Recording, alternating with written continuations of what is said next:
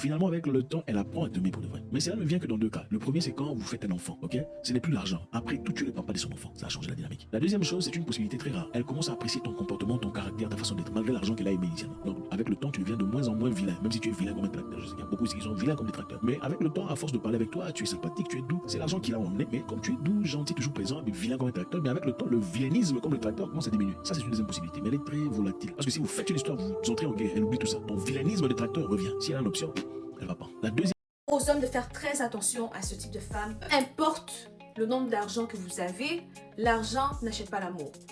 L'argent ne va jamais acheter l'amour. C'est que oui, avec le temps, elle peut vous aimer à cause de votre caractère, à cause du nombre d'années que vous avez vécu ensemble, oui, ou parce que vous avez des enfants. Ce sont des femmes qui peuvent être volatiles. Pourquoi je dis ça? Mettez ces femmes dans une situation où elles commencent à gagner beaucoup plus d'argent que leur mari.